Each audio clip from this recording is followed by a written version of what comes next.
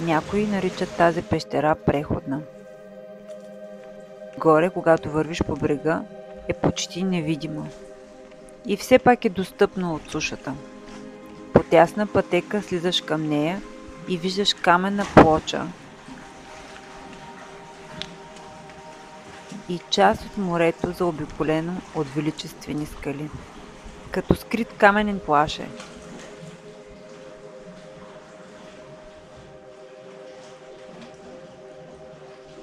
Можеш да се насладиш отгоре на небе, а отдолу на удръщото се в камъните море.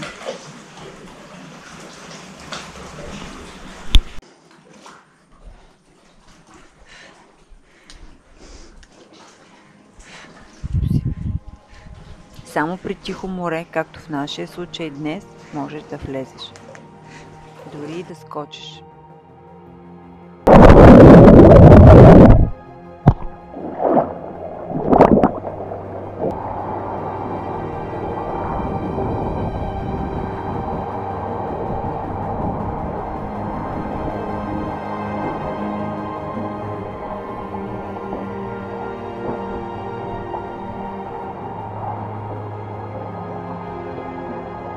И да тръгнеш на пътешествие.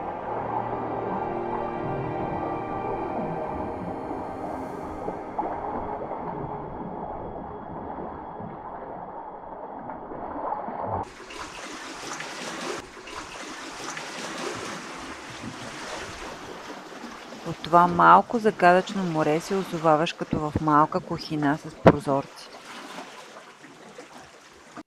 И после излизаш в открито море.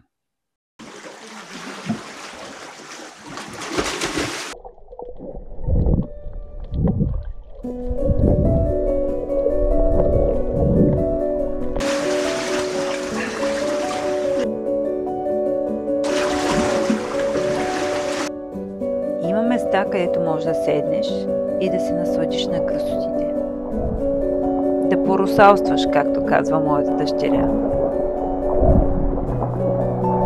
Тръгвайки на север, има следваща група таинствености.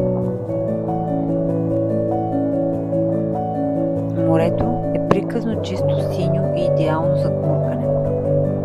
Има многобройни тайни скрити на този бряг. Какво е студено? Да.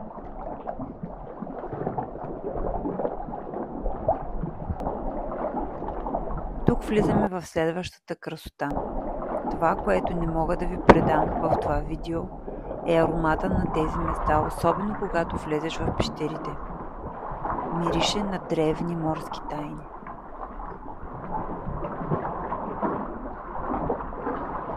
Все едно си в черупката на голяма мида.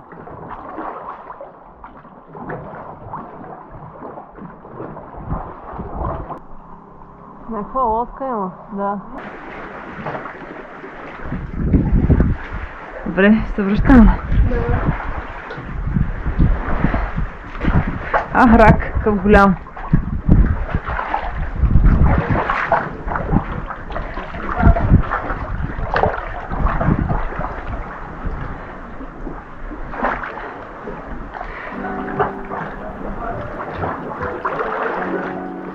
А когато приключението е споделено, е още по-хубаво. Този ден аз го споделих с моята дъщеря. Смяхме се, гмуркахме се, наслаждавахме се. И това беше един от най-щастливите ми дни в това лято. Ако и ти искаш подобни приключения, пиши ми.